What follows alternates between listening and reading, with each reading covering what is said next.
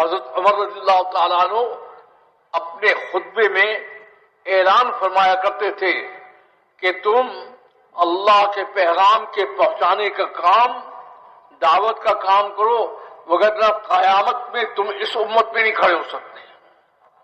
ایک وقت اس امت کا کیا تھا کہ مرنا جینا سب اس دعوت کے لیے تھا، اور آج ہم کس مقام پر پہنچے ہیں؟ ایک وقت ہمارا وہ تھا کہ ہم مکے کو چھوڑ سکتے تھے، بیت اللہ کو چھوڑ سکتے تھے، مسجد نبی کو چھوڑ سکتے تھے، سب سے بڑی بات حضور اکرم صلی اللہ علیہ وسلم کے ساتھ رہنے کو چھوڑ سکتے تھے، مگر دعوت کے کام کو نہیں چھوڑ سکتے تھے۔ تجارت کے کام کو کام کرتے، زراعت کے کام کو کام کرتے، اور جو سب سے اوپر والا کام ہے اس کو کام ہی نہیں سمجھتی۔ یہ میں اس لیے کہہ رہا ہوں کہ تقریر مقصود نہیں ہے، اس امت سے درخواست ہے کہ خدا کے واسطے رحم کر اپنے اوپر بھی اور انسانیت پر بھی اپنے کام پر واپس آ جا۔ جب ہم اس کام والے تھے ہم ہر جگہ پر غالب آ رہے تھے۔ سب سے پہلا واقعہ غزوہ بدر کا ہے۔ ابو سفیان کا قافلہ شام سے آ رہا تھا، اس قافلے کا سامان لینے کے لیے یہ مدینہ منورہ سے چلے تھے۔ 40 میل دور مدینہ سے نکل کر رسول اللہ صلی اللہ علیہ وسلم نے سب کو بٹھایا مشورے کے لیے۔ فرمایا ہم نکلے تو اس قافلے کے لیے تھے، لیکن ابو جہل 1000 فوج لے کر آ رہا ہے، اب تمہاری رائے کیا ہے؟ انہوں نے کہا حضور مرنے سے تو ہم ڈرتے نہیں، لیکن جنگ اور مقابلہ ہتھیار اور تلوار سے ہوتا ہے، ہم وہاں سے نہتے نکلے ہیں، ساری 350 آدمیوں کے پاس 1-2 تلواریں ہیں، دشمن پورا مسلح ہو کر آ رہا ہے، ہم کیسے مقابلہ کر سکتے ہیں؟ ہاں آپ کہیں مرنا ہے تو مرنے سے ہم ڈرتے نہیں۔ حضور خاموش ہو گئے۔ اوپر سے جبرائیل علیہ السلام اللہ کا پیغام لے کر آ گئے۔ حضرت جبرائیل السلام اللہ کا پیغام لے کر آ گئے۔ پیغام سننے کے قابل ہے۔ پیغام کے کیا تھا؟ کہا اگر ان کو بھی ہتھیار کی ضرورت ہے اور تمہیں بھی ہتھیار کی ضرورت ہے تو میں کس کام کا ہوں؟ اللہ نے فرمایا، کہا تم میدان میں کھڑے ہو جانا، اصل مقابلہ تم سے نہیں ہے، اصل مقابلہ مجھ سے ہے، میں ان سے نمٹ لوں گا اپنے آپ۔ میں 1000 فرشتے بھیج دیتا ہوں، پھر فرمایا 3000 فرشتے بھیجتا ہوں، پھر فرمایا کہ ضرورت پڑی تو 5000 فرشتے بھیج دوں گا، اور پھر آخر میں کیا کہا؟ فرشتے بھی تو مخلوق ہے، میں خود میدان میں آ رہا ہوں، میں دیکھتا ہوں کون ٹھہرتا ہے۔ جنگ اور جہاد میں یہ بنیادی فرق ہے۔ جنگ انسانوں کی انسانوں سے ہوتی ہے، جہاد میں شکل انسانوں کی ہوتی ہے، اصل اوپر کا نظام ہوتا ہے۔ اس لیے جہاد میں شکست کا سوال پیدا نہیں ہوتا۔ شکست صرف ایک صورت میں ہوتی ہے، اور وہ کیا ہے؟ اوپر کے نظام سے تعلق ٹوٹ جائے۔ اوپر کے نظام سے تعلق ٹوٹ جائے تو چاہے نبی موجود ہو، چاہے صدیق موجود ہو، چاہے فاروق موجود ہو، چاہے عثمان موجود ہو، چاہے علی موجود ہو، چاہے ابو شاہ، جب اوپر کے نظام سے تعلق ٹوٹے گا تو فتح شکست میں بدل جائے گی۔ احد کے میدان میں جو شکل پیش آئی وہ کیا پیش آئی؟ حکم یہ تھا کہ تم اس پہاڑی سے اترنا نہیں، چاہے ہم کامیاب ہوں چاہے ناکام ہوں۔ انہوں نے جب دیکھا کہ مسلمانوں کو فتح ہو گئی تو جھٹا جھٹ نیچے اتر آئے، بال سمیٹنے کے لیے، بال غنیمت لینے کے لیے۔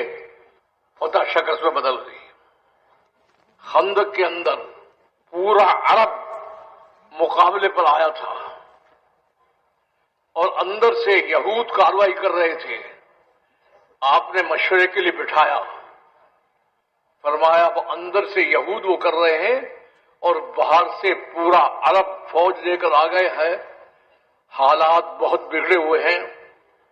تو میری رائے ہے، حضور نے فرمایا میری رائے یہ ہے کہ یہ یہودی لالچی ہیں، ان کو اگر مدینے کی آدھی کھجوریں دینے کا وعدہ کر لیا جائے تو یہ چھوڑ دیں گے، صرف باہر کا مقابلہ رہ جائے۔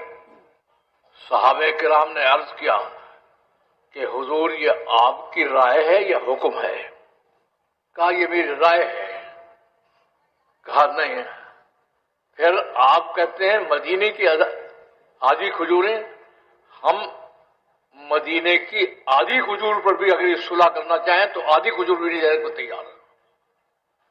آپ نے فرمایا کیا پھر کیا ہوگا، کیسے ہوگا؟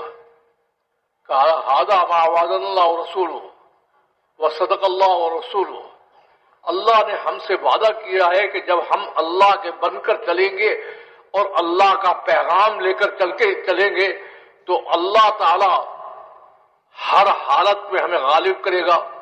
اس وجہ سے اللہ کا وعدہ، رسول کا وعدہ سچ ہے، ہم ان کو آدھی کھجور بھی نہیں دیں گے۔ یہی وہ جنگ ہے، خیال کریں، یہی وہ جنگ ہے جس میں آپس میں انسانوں سے لڑائی نہیں ہوئی، بلکہ اللہ نے براہ راست کارروائی کی اور ہوا بھیج کر ان کے ساری چیز کو اڑا کر رکھ دیا اور یہ بتا دیا جہاد میں ضروری نہیں ہے کہ انسان سے مقابلہ کرے، میں خود بھی کارروائی کر سکتا ہوں۔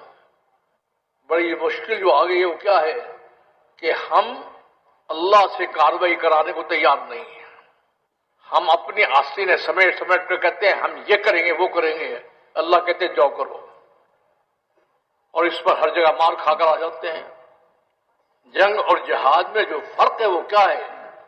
جنگ انسانوں سے ہوتی ہے، جہاد میں شکل انسانوں کے ساتھ ہوتی ہے اور اصل اوپر کی طاقت کارروائی کرتی ہے۔ غزوہ حنین میں مسلمانوں کی تعداد زیادہ تھی، کافروں کی تعداد کم تھی۔ نوجوانوں میں جوش اور جذبہ ہوتا ہے، انہوں نے جوش اور جذبے میں آ کر کہا کہ جب ہم تعداد میں کم تھے، جب ہم غالب آئے ہیں تو آج کیسے غالب نہیں آئیں گے؟ اور تھوڑی دیر کے بعد ادھر سے جب تیروں کی بچھاڑ ہوئی تو یہ بھاگ پڑے۔ اب صرف حضور اکرم صلی اللہ علیہ وسلم اور آپ کے ساتھ 80-100 آدمی رہ گئے۔ آپ آگے بڑھ رہے تھے اور کیا فرمائے تھے؟ دشمن کو کہہ رہے تھے جس آدمی کی تلاش ہے وہ میں ہی ہوں، کر لو جو کچھ کرنا چاہتے ہو۔ حضرت صدیق اکبر فرماتے تھے حضور تیروں کی بچھاڑ آ رہی ہے، آپ اپنے آپ کو گردن نیچے کیجئے کہیں تیر نہ لگ جائے، لیکن آپ سیدھا کر گئے انا نبی لا کذب، میں جھوٹا نبی نہیں ہوں۔ یہ تو بات ان سے کر رہے تھے اور اللہ سے کیا کہہ رہے تھے؟ الحمدللہ وحدہ، صرف ایک اللہ کی تعریف کرتا ہوں۔ حزم الاحزاب وحدہ، ہم نے کبھی شکست نہیں دی، اس نے اکیلے ہمیشہ کافروں کو شکست دی ہے۔ حکم ہوا کہ ریت کی ایک مٹھی لے کر پھینکو، اس طرح سے ایک مٹھی ریت 6-7 ہزار کا لشکر وہ سب ناکام ہو گیا۔ جب ان میں مسلمان ہوئے تو ان سے پوچھا کہ بھائی کیا بات ہوئی تھی؟ کہنے لگے جی ہر ایک کی آنکھ میں مٹی گھس گئی، اندھے ہو گئے، آگے مقابلہ کیسے کرتے؟ میں اس لیے عرض کر رہا ہوں کہ جہاد اور جنگ میں فرق ہے۔ جنگ انسان سے لڑتا ہے، جہاد میں حقیقت میں اوپر والا مقابلہ کرتا ہے۔ اوپر والے کے سامنے کون ٹھہر سکے؟